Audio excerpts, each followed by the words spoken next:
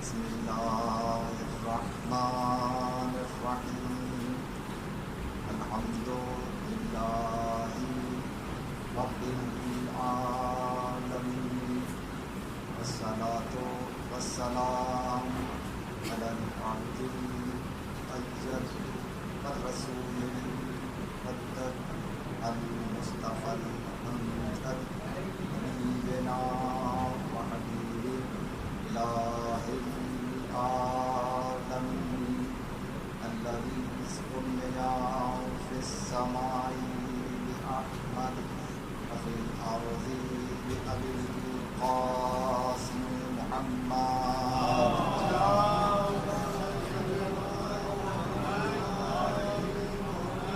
وعلى آله الطيبين الطاهرين المعصومين المظلومين المنتخبين المنتجبين ولعنة الله على أعدائهم ومخالفهم ومنكر فضائلهم وغاصبي حقوقهم من الآن إلى قيام يوم الدين.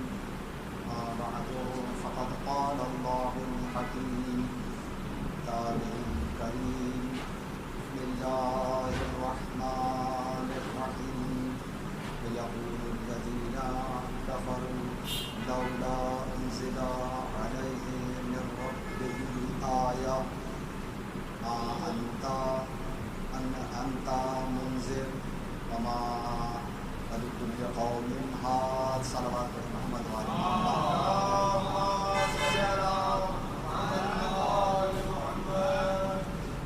محترم سورہ رات قرآن مجید کا 13واں سورہ، اس کی 7ویں آیت کی تلاوت کرنے کا شرف حاصل کیا گیا.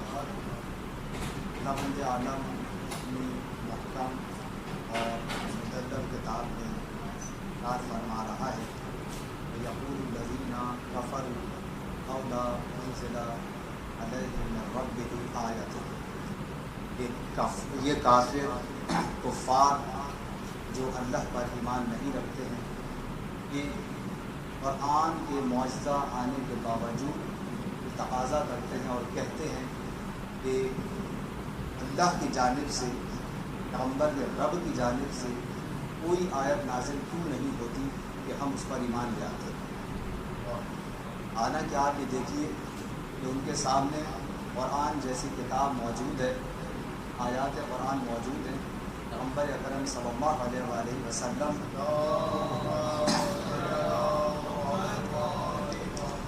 مسلسل قرآن کریم کی آیات پڑھ کر سنا رہے ہیں، لیکن اس کے باوجود کفار کا نعرہ کیا ہے کہ اگر ہمارے لیے ان کے رب کی طرف سے کوئی آیت نکل آتی، کوئی معجزہ نازل ہوتا تو ہم ایمان لے آتے. یہیں سے یہ بات سمجھ لینی چاہیے کہ جو قرآن جیسی کتاب پہ نازل ہونے کے بعد ایمان نہ لایا تو وہ کسی اور معجزے کے بعد کیا ایمان لایا. جس کے بارے میں قرآن کریم نے واضح طور پر یہ کہہ دیا خداوند عالم نے کہ وَإِن كُنتُمْ فِي رَيْبٍ مِّمَّا نَزَّلْنَا عَلَىٰ عَبْدِنَا فَأْتُوا بِسُورَةٍ مِّن مِّثْلِهِ. اگر تمہیں اس قرآن کی کتاب خدا ہونے میں ذرہ برابر بھی شک ہے، ذرا سے بھی تمہارے ذہنوں کے اندر اگر یہ خیال ہے کہ یہ قرآن اللہ کی جانب سے نہیں ہے، پروردگار عالم نے پوری کائنات میں پیدا ہونے والے انسانوں کو، یہاں تک کہ دوسرے مقام پہ یہ بھی کہہ دیا کہ قُلْ إِنِ اجْتَمَعَتِ الْجِنُّ وَالْإِنسُ، اگر تمام دنیا کے جنات اور انسان مل جائیں، آدم علیہ السلام سے لے کر آج تک کتنے انسان اس دنیا میں پیدا ہوئے کوئی نہیں جانتا، لیکن پروردگار عالم نے واضح طور پر یہ کہا کہ اگر ساری دنیا کے انسان مل جائیں اور جنات بھی ان کے ساتھ ان کے مددگار بن جائیں، ان کے سپورٹر بن جائیں، لیکن اس کے باوجود اس جیسی ایک سورہ ہی بنا کے لا سکتے ہیں. یہ قرآن کریم کا ایک بہترین منہ بولتا ثبوت تھا.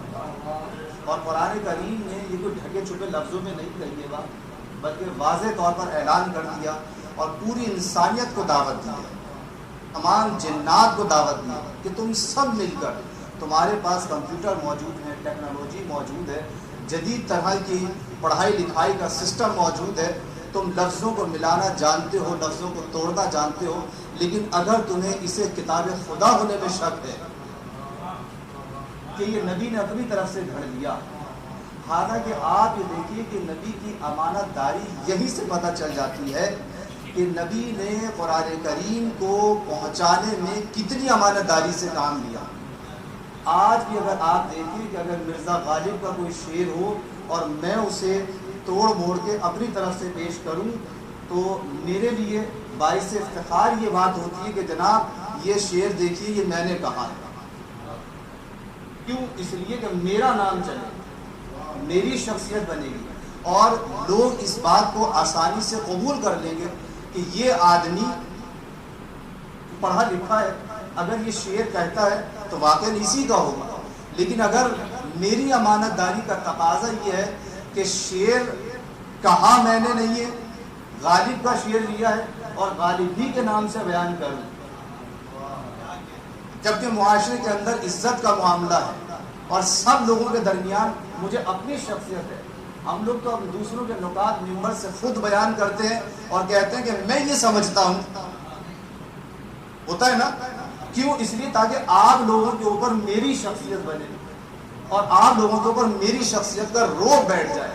تو جہاں عربوں کے اندر یہ موجود تھی بات کہ ایک سے ایک شعر کہنے والا موجود، ایک سے ایک دیوان کہنے والا موجود، اور اس ماحول کے اندر قرآن کریم جیسی اگر کتاب کوئی پیش کر دے تو بتائیے کہ اگر پیغمبر اپنی جانب سے پیش کرتے اور یہ کہتے کہ اگر تم سب مل کر بھی اس کا جواب لاؤ تو جانوں، تو بتائیے یہ بات پیغمبر کے لیے آسان تھی یا مشکل تھی؟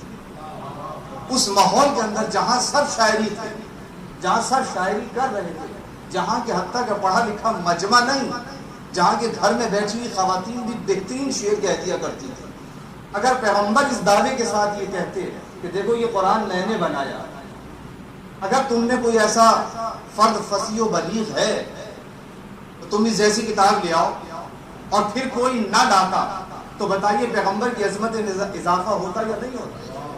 ہر آدمی پیغمبر کا کلمہ پڑھ لیتا، لیکن ایسے موقع پر پیغمبر نے اپنا کلمہ نہیں پڑھوایا، اپنے خدا کا کلمہ پڑھوایا۔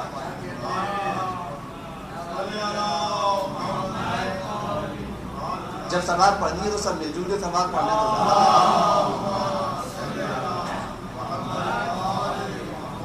تو یہاں سے آپ دیکھیں کہ پیغمبر کی امانت داری، یہ کیا کمال جملے کہے ہیں کہ اگر تم اس کتاب خدا کے شک ہونے میں کیسا قرآن نازل ہوا ہے ویسا ہی بیان کرنا، کسی زیر زبر کی کوئی کمی نہیں کی، لفظ تو بہت دور کی بات ہے، آیت تو بہت دور کی بات ہے کہ اگر تمہیں اس کتاب خدا کے بارے میں شک ہے تو اس جیسی تم بنا کے لیا۔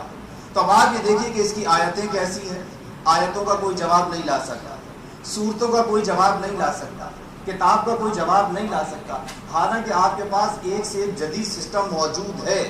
تو اب آپ یہ اندازہ لگائیے کہ جب کتاب کے مقابلے پر کتاب نہ لا سکا، سارے سسٹم ہونے کے باوجود، اور اگر کوئی لے بھی آیا، توجہ کیجیے گا کہ آپ دیکھیں انٹرنیٹ پہ جا کر دیکھیں، دنیا نے کوشش کی ہے کہ قرآن کے مقابلے پر، اس کی آیتوں کے مقابلے پر آیتیں بنا کر، آج انٹرنیٹ آپ کھولیں آپ کو ملیں گی، لیکن آج جن لوگوں نے وہ آیتیں جعلی بنا کر، حالانکہ وہ آیات بھی نہیں ہیں، قرآن ہی کی تقلید ہے، قرآن کی دیکھا دیکھی سے لفظوں کو آگے پیچھے کر کے نیٹ پہ ڈال دیا گیا، لیکن آپ یہ دیکھیں کہ جو جعلی آیتیں بنی تھی وہ خود بھی رسوا ہو گئی، کیونکہ جعل سازی کب تک پکڑی گئی؟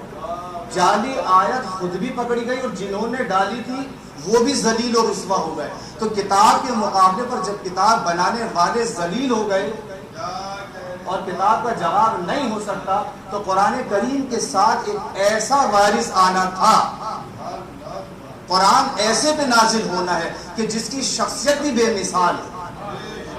جب قرآن کا جواب نہیں ہو سکتا تو جس پر قرآن نازل ہوگا اس کا بھی کوئی جواب نہیں۔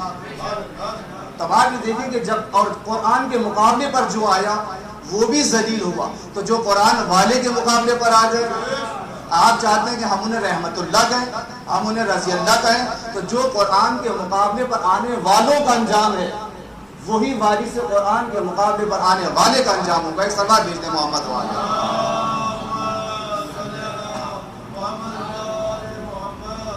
توجہ فرمائیے آپ. اس کے بعد پھر پیغمبر کو خداوند عالم نے واضح طور پر یہ کہا کہ انتا منذر، اے میرے حبیب آپ تو بس ڈرانے والے ہیں. آپ کا کام کیا ہے؟ ڈرانا ہے. اچھا ڈرایا کس طریقے سے جاتا ہے؟ انما انتا منذر، آپ صرف ڈرانے والے ہیں. وَلِكُلِّ قَوْمٍ ہَادٍ، اور ہر قوم کے لیے ایک ہادی موجود ہے. اچھا ڈرانے کا طریقہ کیا ہے؟ پیغمبر کے ہاتھ میں پروردگار عالم نے پستول دے کے بھیجا تھا، گن دے کے بھیجا. ڈرانا بھی سب کو ہے، کیونکہ پیغمبر کا قرآن کا نعرہ یہی ہے کہ آپ کو ڈرانے والا بنا کے بھیجا. بتائیے پیغمبر نے کتنے لوگوں کو ڈرایا، کسے دھمکایا، کسے تھپڑ مارا، کسے تماچا مارا، کسے جو ہے محلے سے نکالا. جتنے کام ڈرانے کے لیے کیے جاتے ہیں وہ سارے کے سارے پیغمبر کے ساتھ کیے گئے. لیکن پیغمبر نے کسی کے ساتھ نہیں کیا. کسی کو آنکھیں دکھائی. تو بعد میں دیکھیے کہ پیغمبر کو حکم ہے ڈرانے کا اور سارے اسلحے روک دیے گئے. خبردار ہے پیغمبر، کسی کو اف نہ کہنا، کسی کو برا نہ کہنا. اور پیغمبر ہے کہ رحمت للعالمین بنا کے دیا.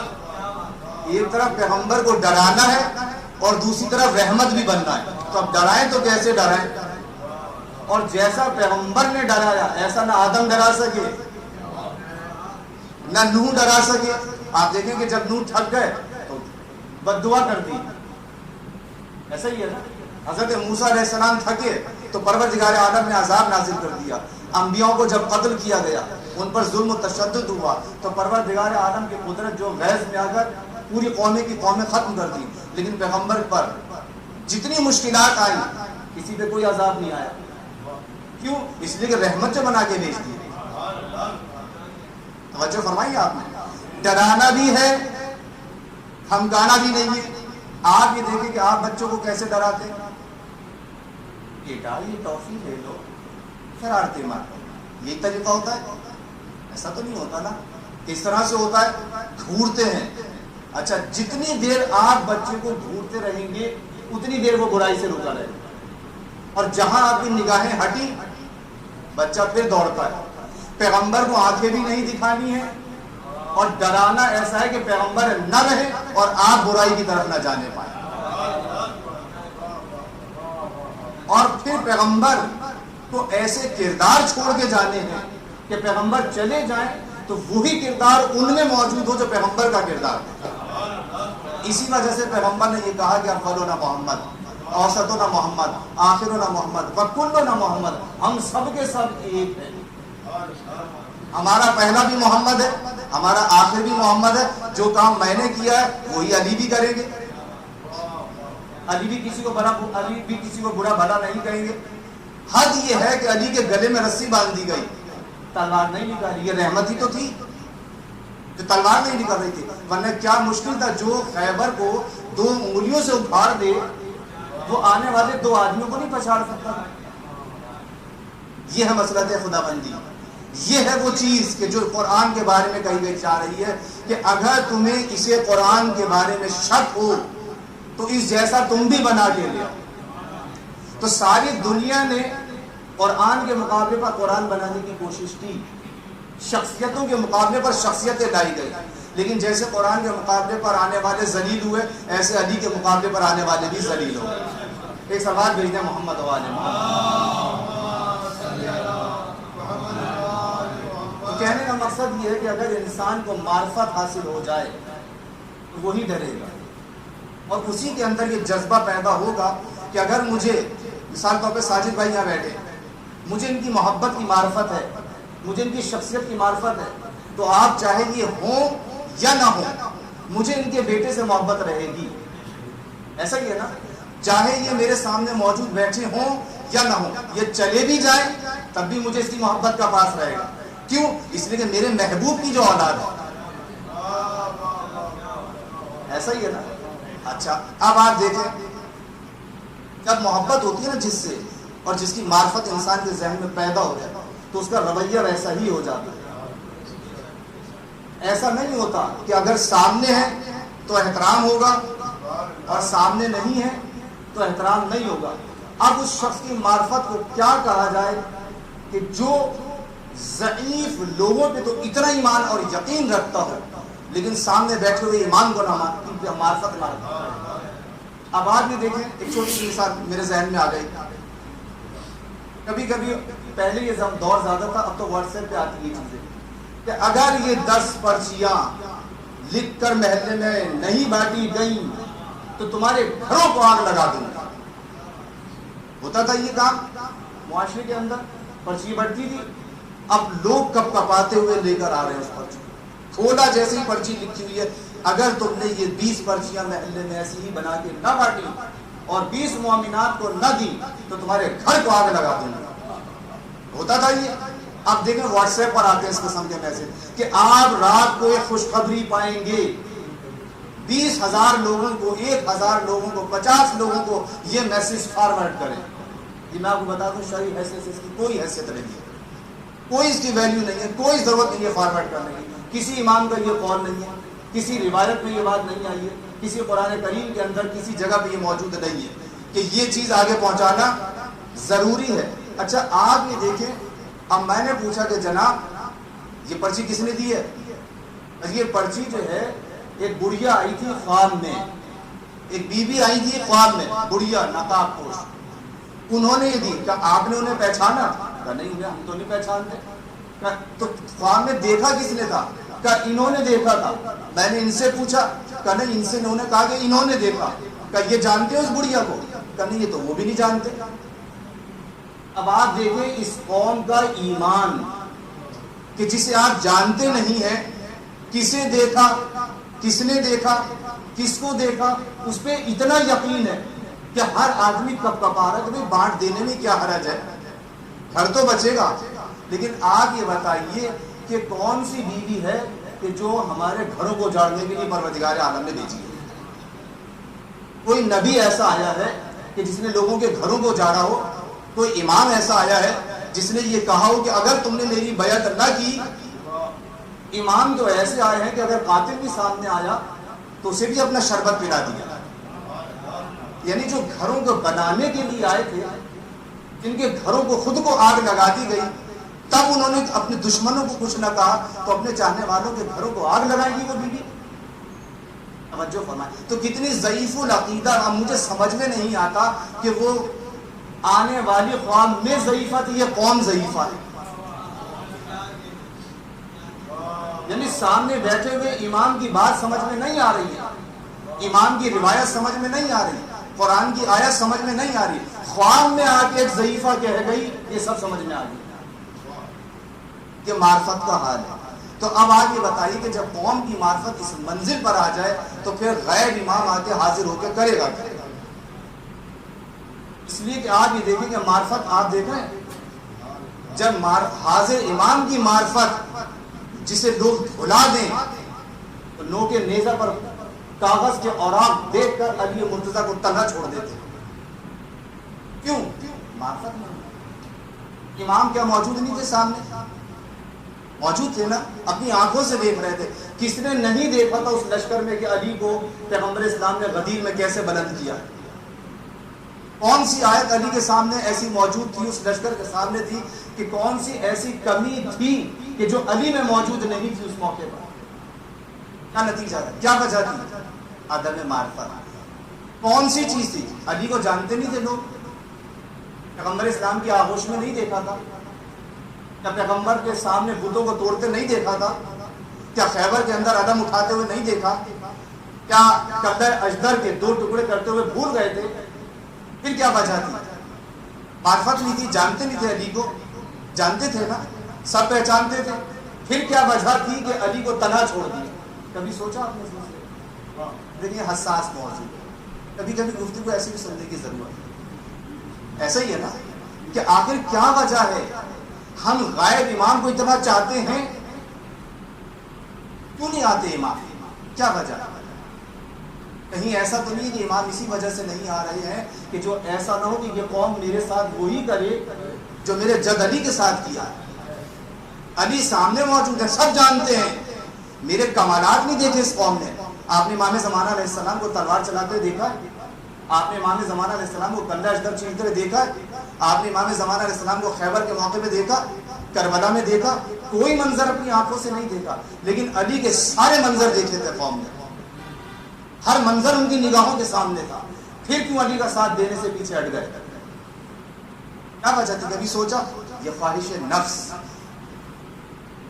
یہ وہ تھی خواہش نفس، یہ وہ تھی خباثت نفس کہ جب انسان کی معرفت کے اوپر خواہش نفس غالب آ جائے تو آپ دیکھیں سامنے کھڑا ہوا علی نظر نہیں آتا.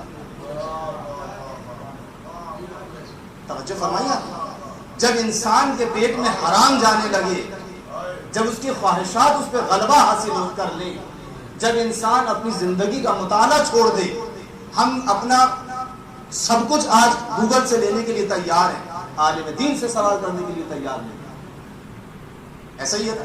اب گوگل کے اوپر، واٹس ایپ کے اوپر، دوسری چیزوں کے اوپر الٹی سیدھی روایتیں بنا بنا کے پیش کی جاتی ہیں، اور عجیب بھیڑ بکریوں کی طرح مومنین اس کی اتباع کرنے کے لیے تیار ہو جاتے ہیں. کبھی زحمت نہیں کرتے کہ کسی عالم دین سے پوچھ لیں، کسی مستند کتاب کی طرف رجوع کر لیں. کیوں؟ اس لیے کہ تجارت سے فرصت ملے گی تو علی کو پہچانیں گے، آفس سے فرصت ملے گی تو گوگل کو پہچانیں گے، علی کو پہچانیں گے. گوگل پہ بھی چیزیں دیکھتے ہیں. آج آپ دیکھیں کس کے گھر میں 30,000 روپے 20,000 روپے والا موبائل موجود نہیں ہے. ہر گھر کے اندر موبائل موجود ہے، لیکن غربت پھر بھی ہے. ہر آدمی آج رزق کا رونا رو رہا ہے. کیوں؟ اس لیے کہ معرفت حق چھوڑ دی، شکر پروردگار چھوڑ دیا. آج ہر چیز با ہونے کے باوجود ہم محتاج ہیں.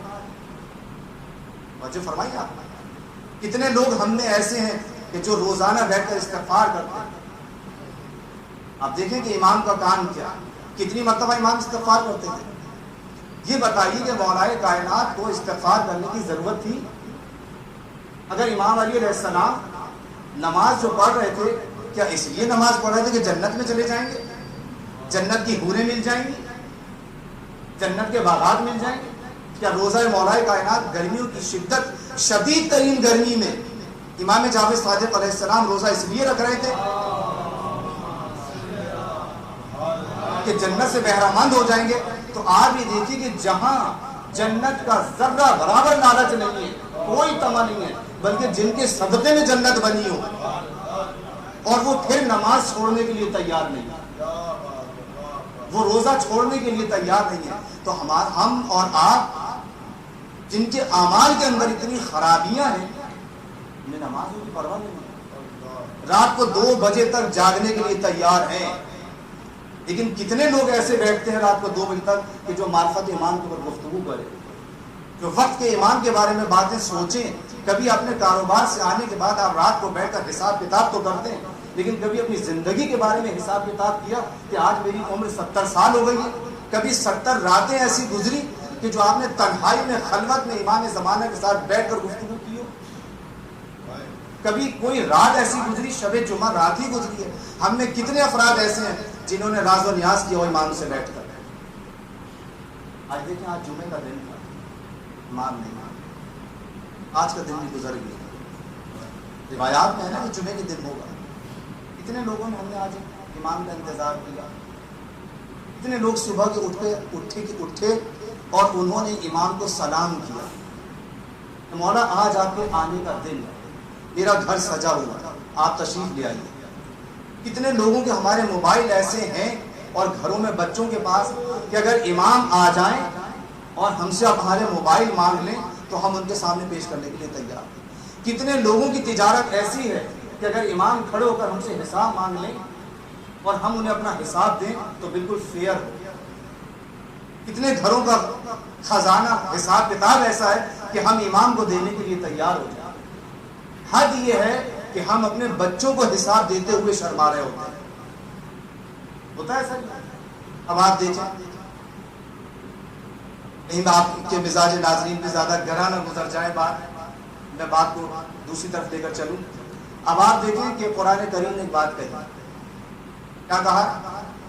کہ ماں کانا، اے میرے حبیب، جب تک تم ان کے درمیان انت فیہم، ما کان اللہ لیعذبہم، اللہ عذاب نہیں کرے گا. توجہ فرمائیں. کب تک؟ وانت فیہم، جب تک آپ ان کے درمیان موجود ہیں اللہ عذاب نہیں کرے گا. اور پھر اس کے بعد والی آیت میں کہا کیا؟ ما کان اللہ معذبہم، اللہ عذاب نہیں بھیجے گا. کیوں؟ وہم یستغفرون، جب تک یہ استغفار کرتے رہیں گے. تو عذاب نہ آنے کی دو سبب ہیں. کون کون سے؟ ایک نبی کا وجود وانت فیہم، جب تک آپ ان کے درمیان ہیں تو عذاب نہیں آئے گا. اور دوسرا کیا ہے؟ استغفار. تو یا رسول اللہ آپ تو دنیا سے چلے گئے، توجہ کیجیے، جب تک آپ درمیان میں رہیں گے تو عذاب نہیں آئے گا. اور قوم نے کیا جو کچھ کرنا تھا، عذاب نہیں آیا. اچھا آپ چلے گئے دنیا سے، اب عذاب نہیں آ رہا ہے، عذاب کیوں نہیں آئے گا؟ وہم یستغفرون. میں دنیا کے 1 ارب مسلمانوں سے چیلنج کے ساتھ یہ بات کہہ سکتا ہوں کہ بتاؤ کوئی اسی میں طاقت ہے کہ جو منبر پہ کھڑے ہو کر کسی جگہ پر کھڑے ہو کر یہ اعلان کر دے کہ جناب یہ میرا استغفار ہے جس کی وجہ سے عذاب رکا ہوا ہے.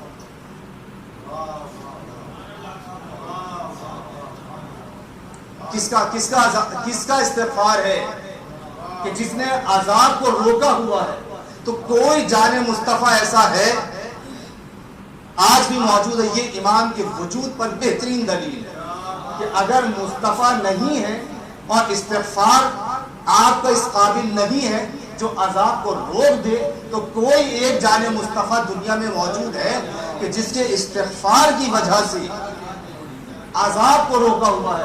اب آپ نے ایمان کو پہچانا کہ دنیا کے 6 ارب مسلمان وہ نہیں کر سکتے جو امامت کا ایک اکیلا کر لیتا.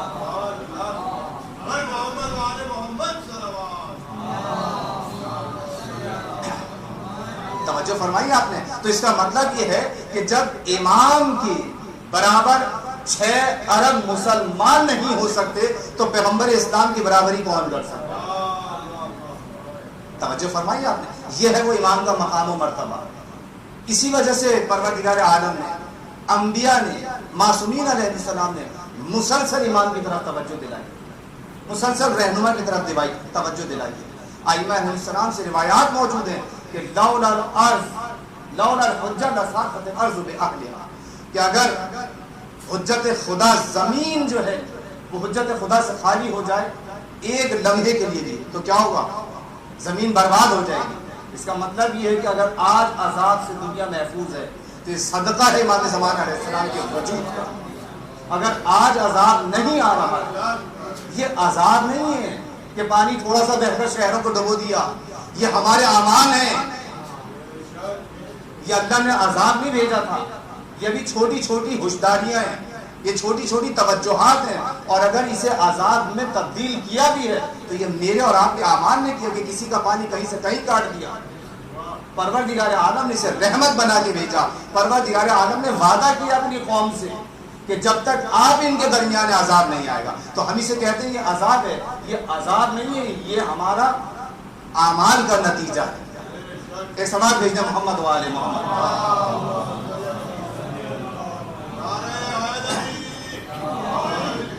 اب آپ دیکھیں کہ امام کا مقام کیا. توجہ کیجیے، یہ بات کریکٹر کے اوپر آئی ہے. حضرت ابراہیم علیہ السلام تنہا ہے، کہاں پر؟ اپنی قوم کے درمیان. اور کہہ کیا رہے ہیں پروردگار عالم کے سامنے؟ رب اجعل ھذا البلد، بس میں جلدی آپ کی زحمت کو تمام کرنا چاہتا ہوں. رب اجعل ھذا البلد آمنا، پروردگار اس شہر کو امن کا گہوارہ بنا دے. اچھا کیوں؟ رب، اس کے بعد انہوں نے کہا کہ وجنبنی وبنی ان نعبد الاصنام، مجھے اور میری اولاد کو بتوں کی پرستش سے محفوظ رکھنا. پروردگار عالم نے کہا کیوں؟ کہ اس لیے، توجہ کیجیے گا جملے کے اوپر، آیت پڑھ رہے ہیں آپ کے سامنے سورہ ابراہیم، انہن اضللن کثیرا من الناس. پروردگار اس وجہ سے کہ ان بتوں نے لوگوں کی ایک بہت بڑی جماعت کو گمراہ کر دیا. اس نے گمراہ کیا بتوں نے. اچھا بت بولتے ہیں؟ دیکھیں آپ کہہ رہے ہیں کہ بتوں نے گمراہ کر دیا. اور کہا کس نے؟ یہ حضرت ابراہیم کہہ رہے ہیں. کون ہے حضرت ابراہیم؟ وقت کا ایمان ہے، جسے پروردگار عالم نے انی جاعلک للناس اماما کہہ کر پکارا کہ ہم آپ کو امامت کا درجہ دے رہے ہیں، اور وہ بتوں کو کیا کہہ رہے ہیں؟ انہوں نے گمراہ کر دیا، اور آپ کہہ رہے ہیں بت بولتے نہیں ہیں۔ تو بولنے کے لیے کچھ بولتا تو ہو، وہ تو بیچارے خود ہی بت ہیں، انہیں تو اگر کوئی مار کے بھی چلے گا حضرت ابراہیم تو کچھ نہ بولے۔ تو جو بول نہیں سکتا، کہہ نہیں سکتا، لیکن حضرت ابراہیم کہہ رہے ہیں کہ انہوں نے گمراہ کر دیا، اس کا مطلب یہ ہے کہ گمراہ کرنے کے لیے بولنا شرط نہیں ہے۔ توجہ کیجیے گا، بولنا ضروری نہیں ہے، اس کا مطلب یہ ہے کہ بت خاموش رہ کر گمراہ کر سکتے ہیں۔ اچھا، گمراہ کرنے والا، توجہ کیجیے گا، خاموش رہ کے گمراہ کر سکتا ہے۔ اب آ جائیے، ہدایت کر سکتا ہے؟ اگر نہ بولے آپ کہیں گے ہاں کر سکتا ہے۔ قرآن ہی سے مثال دے دوں، خانہ کعبہ کیا کرتا ہے؟ انا اول بیت وضع للناس للذی ببکۃ مبارکا وہدی للعالمین، مسلمانوں کے لیے نہیں ہے، للعالمین۔ خانہ کعبہ کیا ہے؟ ہدایت کرتا ہے، کس کی؟ عالمین کی ہدایت کرتا ہے، مبارک بھی ہے۔ کعبہ کبھی آپ کے پاس آگے بولا؟ تو کعبہ بھی منزل ہدایت میں ہادی، اور ادھر بت گمراہ کرنے والے، تو نہ وہ کچھ بولتا ہے نہ کعبہ کچھ بولتا ہے۔ بت بھی مٹی سے بنے، کعبہ بھی مٹی کا بنا ہے، ایک ہادی ہے ایک گمراہ کرنے والا ہے۔ اچھا، کعبہ کچھ نہیں بولتا، اور یہ جو آپ کے گھر میں قرآن رکھا ہے، ان ھذا القرآن یہدی للتی ہی اقوم، یہ قرآن ہدایت کرتا ہے۔ کون سی ہدایت؟ مضبوط ترین راستے کی ہدایت کرتا ہے۔ جناب، یہ اس قرآن کی بات نہیں ہو رہی ہے جو لوح محفوظ پر ہے، یہ اس قرآن کی بات ہوئی جو آپ کے گھر میں رکھا ہے۔ کبھی اس نے آپ سے باتیں کی؟ کبھی اس نے آپ سے اٹھ کے صبح کو کہا کہ نماز پڑھو؟ اسے رکھا ہی اسی وجہ سے، کچھ کہتا ہی نہیں۔ اگر کہتا ہوتا تو جیسے مولانا کو بلانا چھوڑ دیتے ہیں، اسے بھی گھر سے فارغ کر دیا ہوتا ہے، سماج بھیج دے محمد وہاں۔ اسی لیے تو کہہ دیا تھا کہ حسبنا کتاب اللہ، ہمارے لیے کتاب کافی، کیونکہ کچھ کہے گی نہیں، لیکن ہدایت ہے تو قرآن بھی ہدایت، کعبہ بھی ہدایت، بولتے کچھ نہیں ہے۔ تو میں نے کہا کہ اس کا مطلب ہے آپ مانتے ہیں کہ یہ ہدایت کرتا ہے؟ کہا ہاں مانتے ہیں کہ یہ ہدایت کرتا ہے۔ کہ قرآن ہدایت کرتا ہے؟ کہاں کرتا ہے۔ کہ بت گمراہ کرتے ہیں؟ کہاں بت گمراہ کرتے ہیں۔ تو جب دونوں باتیں اس قرآن ہی کی روشنی میں طے ہو گئی کہ نہ گمراہ کرنے کے لیے بولنا ضروری ہے اور نہ ہدایت کرنے کے لیے بولنا ضروری ہے، اور جیسے ہی میں نے کہا کہ میرا امام پردہ غیب میں رہ کر ہدایت کرتا ہے، تو فوراً کے زبانیں کھل گئی کہ جب سامنے آتے نہیں ہیں، کچھ بولتے نہیں ہیں، تو ہدایت کیسے کریں گے؟ میں نے کہا جیسے کعبہ خاموش رہ کے ہدایت کرتا ہے، ویسے ہی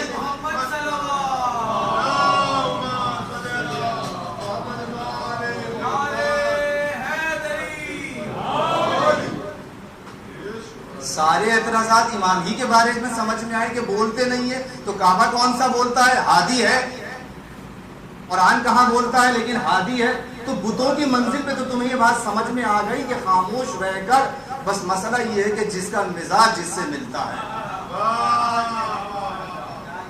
یعنی آپ یہ دیکھیں، بتوں کی گمراہ کرنے پر یقین ہے، خدا کی قدرت پہ یقین نہیں ہے کہ جیسے وہ خاموش رہ کر گمراہ کر سکتے ہیں، کوئی وجود ایسا پردے غیب میں رکھ سکتا ہے کہ جو پردہ غیب میں رہ کر بھی ہدایت کر سکے۔ ایک سوال بھیجنے محمد و آل محمد۔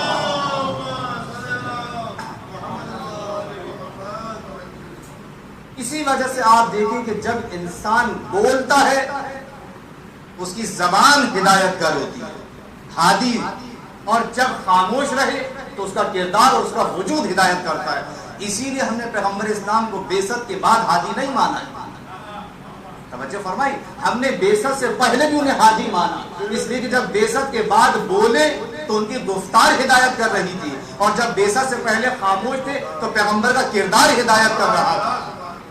یہ سوال بھیجتے محمد و آل محمد۔ آخری جملہ اور پھر اس کے بعد اسی جملے سے میں ربط مسائل بتایا کہ دیکھیں کردار کس طرح سے ہماری ہدایت کرتا ہے۔ اگر ہمیں معرفت حاصل ہو جائے تو وجود امام ہمارے لیے رحمت ہے، اور ہدایت ہے۔ آپ صبح اٹھے، مصلی بچھایا، نماز پڑھی، ایسا ہی ہے نا؟ صبح کو اٹھ کے آپ کے گھر کے اندر 1.5 سال کا بچہ ہے، 1 سال کا بچہ، اسے نہیں پتا کہ ابا کیا کر رہے ہیں، اس نے صرف کیا دیکھا کہ بابا اٹھے ہیں اور انہوں نے مصلی بچھایا، ایک سجدہ رکھ دیا آپ نے، آگے تسبیح رکھ دی۔ بچہ آپ کو دیکھ کر لپکتا ہے، ایسا ہی ہے نا؟ چھوٹا بچہ جو ابھی آپ کی بات نہیں سمجھتا، وہ کبھی تسبیح اٹھا کے بھاگے گا، کبھی سجدہ اٹھا کے بھاگے گا۔ حد یہ ہے کہ کبھی آپ کی نماز پڑھنا محال کر دیتا، کبھی آپ سجدے میں جائیں تو آپ اوپر چڑھ کے بیٹھ جائے گا، اسے نہیں پتا کہ ابا کیا کر رہے ہیں۔ لیکن اس نے جب روزانہ یہ عمل آپ کا دیکھا کہ بابا روز اٹھتے ہیں اور ایک چھوٹا سا قالین کا سا ٹکڑا اٹھاتے ہیں، اسے بچھاتے ہیں، سجدے کا رکھتے ہیں، تسبیح رکھتے ہیں، اس نے 4 دن دیکھا، 5 دن دیکھا، 10 دن دیکھا، کچھ ہی دن کے بعد آپ نے دیکھا کہ اب وہ بچہ جو سجدے کا اٹھا کے بھاگ رہا تھا اب برابر میں آ کے کھڑا ہو گیا۔ ایسا ہی ہے۔ اب آپ نے دیکھا کہ اس نے سجدہ چھوٹی سی اپنی بھی سجدہ رکھ لی برابر، اب جو آپ کرتے جا رہے ہیں وہ وہی کر رہے ہیں۔ آپ نے کہا اللہ اکبر، اس نے بھی اپنے ننھے ننھے ہاتھ اٹھا دیے۔ آپ رکوع میں گئے، وہ سجدے میں چلا گیا، آپ سجدے میں گئے، وہ پورا لیٹ گیا۔ لیکن آپ یہ دیکھیں کہ آپ کے اٹھنے بیٹھنے نے بچے کو نمازی بنا دیا، یہ آپ کی تربیت ہے۔ اب آپ یہ دیکھیں کہ جب آپ قیامت میں پہنچے، اور اس بات کی وضاحت کر دوں، آپ نے کبھی بچے کو، آپ مجلس میں گئے، چاہے بریانی کی خاطر گئے، چاہے حلیم کے خاطر گئے، چاہے حاضری ہی لگوانے گئے، چاہے ایک دوسرے کا چہرہ ہی دکھانے گئے، لیکن آپ کے بچے کے اندر مجلس کا شوق پیدا ہو گیا۔ کیوں؟ اس لیے کہ جب آپ گئے آپ نے بچے کو ساتھ لے کر گئے، آپ نے ماتم کیا، بچے نے بھی اپنے ننھے ننھے ہاتھ، آپ نے تابوت کو بوسہ دیا، بچے نے بھی چھوٹے چھوٹے ہاتھ تابوت کی طرف بڑھا دیے۔ یعنی آپ کے مجلس میں بریانی کے شوق نے بچے کو حسین کا ماتمی بنا دیا۔ اسے نہیں پتا کہ میں کیا کر رہا ہوں، کیا ہو رہا ہوں، لیکن اس کی ایک آٹومیٹک آپ کا کردار تھا جو اس کی تربیت کر رہا تھا۔ توجہ فرمائی آپ نے لے، اور جیسے ہی آپ کی موت واقع ہوئی، توجہ فرمائیے، اگرچہ نہیں ہوئی ہے، آپ گئے دنیا سے، اب لوگ پہنچے پروردگار کی بارگاہ میں، نامہ اعمال کھلا، آپ نے تو دنیا میں کام ہی نہیں کیا تھا، آپ تو تجارت میں مصروف تھے، لیکن وہاں پہ لکھی ہوئی ہے، آپ نے پڑھی تھی 2 رکعت، وہاں لکھی ہے 4 رکعت۔ پروردگار یہ تو 2 رکعت پڑھی تھی میں نے، اور پوری زندگی میں پڑھی کل میں نے 35 سال تو موج مستی کی، یہ 70 سال کی عبادت کیسے لکھی گئی؟ کہا یہ جو تمہارا بچہ، یہ جو 1.5 سال کا بچہ جسے تم بچہ سمجھ رہے تھے، یہ تمہارا نامہ اعمال لکھتا چلا جا رہا ہے۔ اس بچے کا سارا کردار ہم نے تمہارے نامہ اعمال میں لکھ دیا کہ تمہارے رویے سے، تمہاری تربیت سے بچہ نمازی بنا، تمہاری تربیت سے بچہ عزادار حسین بن گیا، روزہ دار بنا، حاجی بنا، صاحب کردار بن گیا۔ تو یہ انعامات سارے تمہارے لیے، یہ جنت تمہارے لیے، یہ باغات تمہارے لیے، یہ حوریں تمہارے لیے۔ اب آپ خوش ہوں گے نا؟ اب تو خوشی نہیں ہو رہی، کیوں نہیں ہو رہا ہے خوش؟ لگتا ہے آپ کو جنت نہیں چاہیے، آپ کو اعمال نہیں چاہیے۔ وہ بچہ جو ہے وہ آپ ہی کے لیے سارے اعمال کر کے گیا۔ پروردگار نے کہا کہ ٹھیک ہے سے جنت کی طرف لے کے چلو۔ اب جیسے ہی فرشتوں کی جھرمٹ میں آپ چلے اور ادھر نگاہیں پڑی کہ حوریں نظر آ رہی ہیں، باغات نظر آ رہے ہیں، چمن نظر آ رہا ہے، سب کچھ نظر آ رہا ہے، پیچھے سے آواز ہے روکو۔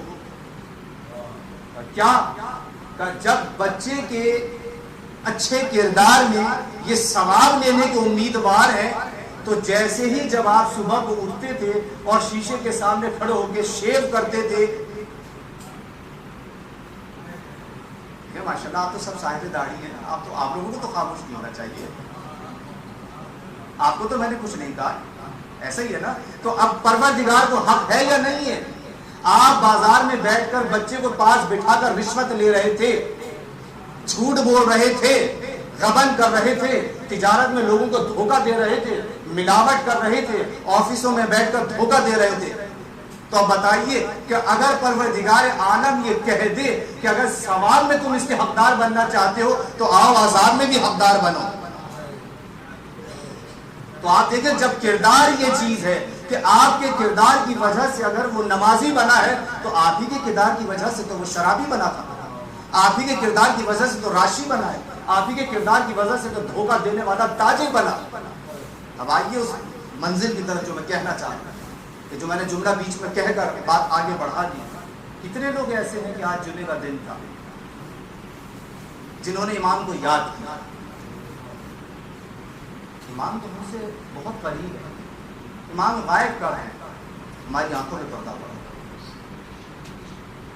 ایسا ہی ہے نا؟ امام تو ہر وقت ہمارے درمیان موجود ہے، امام تو چاہتے یہ ہے کہ میں آ جاؤں، لیکن یہ بتائیے کہ ہم نے انہیں بلانے کا انتظام کیا، ہماری ذمہ داری کیا دی؟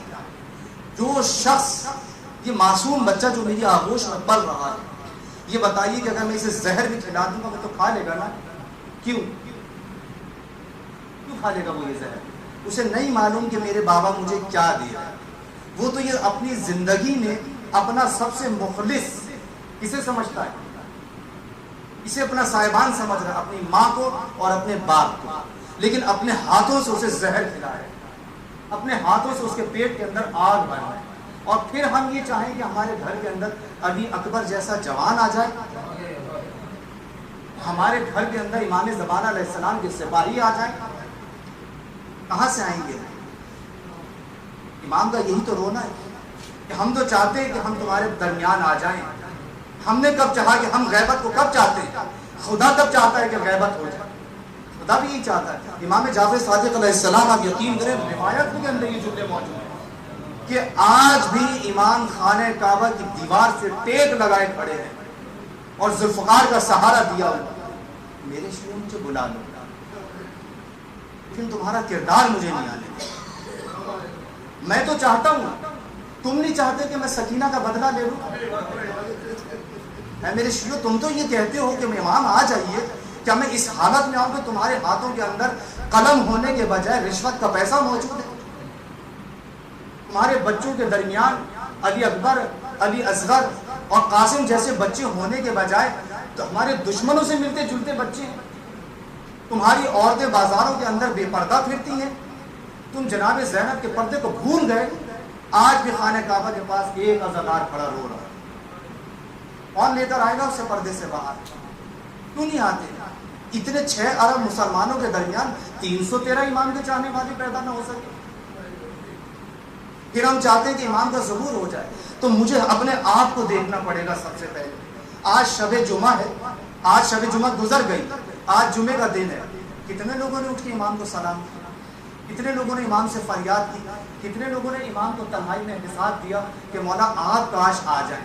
آپ کو مولا یاد ہے مشہور و معروف واقعہ کہ تہران کے بازار میں ایک شخص کی دکان تھی، تجارت کرتا تھا، امام علیہ السلام اس کے پاس ہر شب جمعہ اس کے پاس جاتے تھے اس کی زیارت کرنے۔ امام نے اس سے ایک دن پوچھا کہ یہ بتاؤ کہ اگر میں ایک شب جمعہ نہ ہوں تمہارے پاس تو تمہارا کیا حال ہوگا؟ معرفت دی۔ اس نے کہا مولا میں تڑپ کے مر جاؤں گا۔ امام نے کہا مجھے معلوم ہے، اسی لیے میں آتا ہوں تاکہ تم مر نہ جاؤ۔ کتنے ہم نے لوگ ایسے؟ کون یاد کرتا ہے اپنے امام کو ایسے؟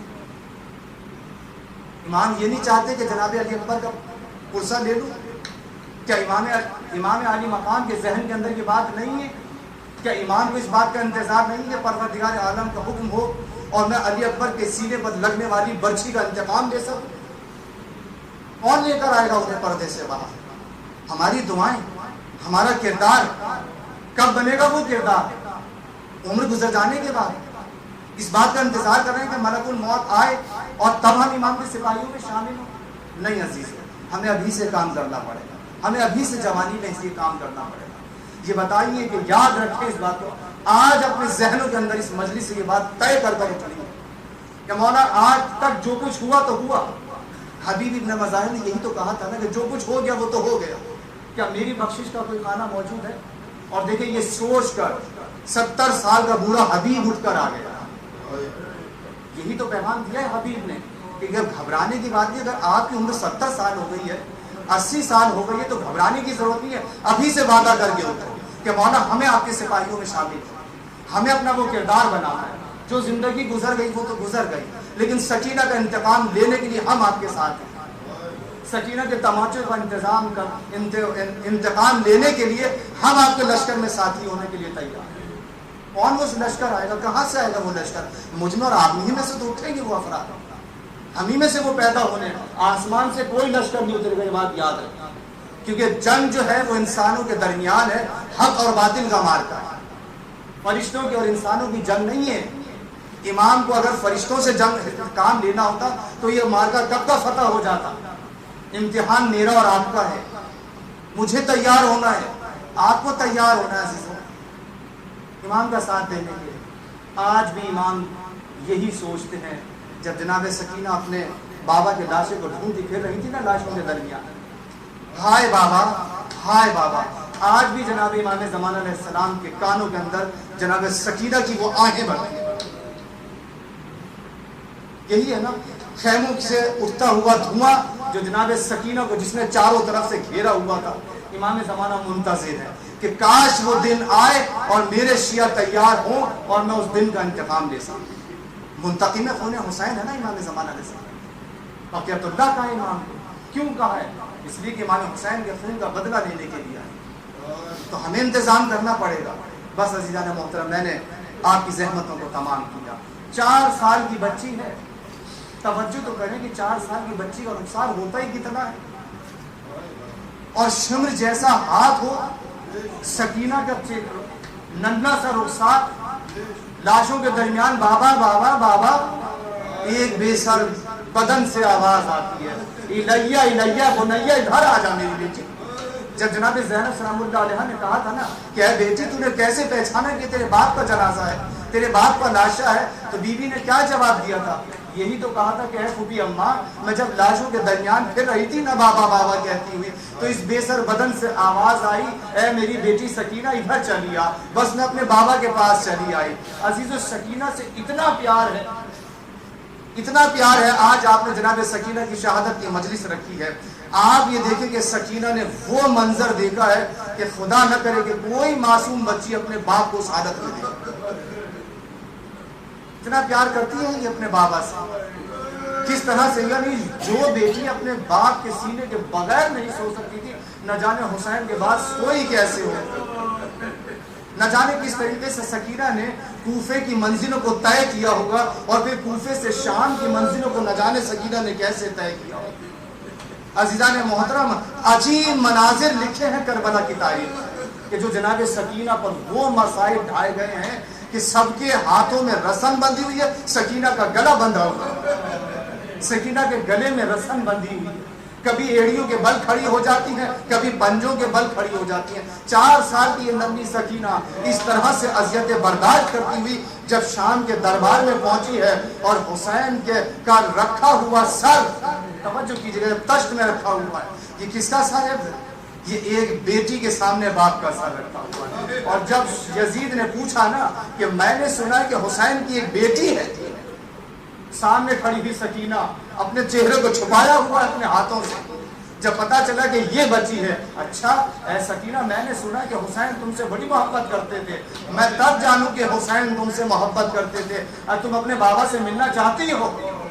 کتنا سخت امتحان ہے اے سکینہ کہ اپنے بابا سے ملنا چاہتی ہو، کہ یہاں دربار میں میرا بابا تیرے دربار میں کیسے آ سکتا ہے؟ کہ ہاں میں تمہارے بابا کو یہی تم سے ملواتا ہوں۔ یہ کہہ کر اب جو تشت میں رکھے ہوئے سر سے پردہ ہٹایا، رومال جو ہٹایا، تو بیٹی نے باپ کا کٹا ہوا سر دیکھا، عجیب منظر دیکھا، کرے تو کیا کرے سکینہ؟ کہا کہ اے سکینہ، میں نے سنا ہے کہ تمہارے بابا تم سے بڑی محبت کرتے تھے، دیکھو تمہارے بابا تم سے ملنے کے لیے آ گئے، میں تب جانوں کہ تمہارے بابا تم سے خود اٹھ کر ملنے کے لیے آ جائے۔ اب اندازہ لگائے کہ کوئی بیٹی اپنے باپ کا کٹا ہوا سر بھی دیکھے اور پھر یزید کے یہ تانے بھی سنے، اب ننھا سے اپنا دامن جو جلا ہوا تھا پھیلا دیا۔ اے بابا، آپ کی سکینہ کی محبت کا امتحان ہے بابا، اے بابا آپ کی سکینہ کی محبت کا امتحان ہے بابا، یہ بھرا ہوا دربار ہے، سارا دربار آپ کی محبت کا امتحان لینا چاہتا ہے۔ عزیزو اے بابا میری گود میں چلے آئیے. سارے دربار نے دیکھا کہ سکینہ نے ابھی اپنا دامن پھیلایا تھا اور یہ فریاد کی تھی کہ تشت میں سے سر حسین اٹھا اور سکینہ کی طرف آگے بڑھا. سارا منظر دیکھ رہا تھا, سارے دربار والوں نے یہ منظر دیکھا. سکینہ کی آغوش میں حسین کا سر آ گیا. سکینہ نے اپنے آپ کو بابا کو, کل تک سکینہ باپ کی آغوش میں تھی, آج باپ کو اپنی آغوش میں لیا ہوا. بابا اب سکینہ سے برداشت نہ ہوا. اے بابا آپ کے چلے جانے کے بعد ارے میں نے تماچے کھائے ہیں. بابا جو گوشت والے آپ نے دلائے تھے نا وہ مجھ سے چھن گئے. عزیزوں بس وہ منظر آیا کہ باپ کے سینے پر سونے والی سکینہ زندان شام میں گھبرا کر اٹھی. ہائے بابا, ہائے بابا. عزیزوں شور مچ گیا. کیا ہوا دربار میں, کیا ہوا قید خانے میں؟ معلوم ہوا کہ سکینہ نے اپنے بابا کو خواب میں دیکھا ہے. یزید اٹھا, کہا کہ جاؤ باپ کو, باپ کے سر کو لے جاؤ. عزیزو باپ کا سر, مولا حسین کا سر قید خانے میں آیا. سکینہ نے اپنے باپ کو دوبارہ باپ کے سر پر گرا دیا. اب جو بین کرتے کرتے گری ہیں تو امام سجاد علیہ السلام نے ایک مرتبہ بچی کو جو پلٹ کر دیکھا تو اب سکینہ کی روح پرواز کر سکی. سيعلم الذين ظلموا أي منقلب ينقلبون. مات الحسين.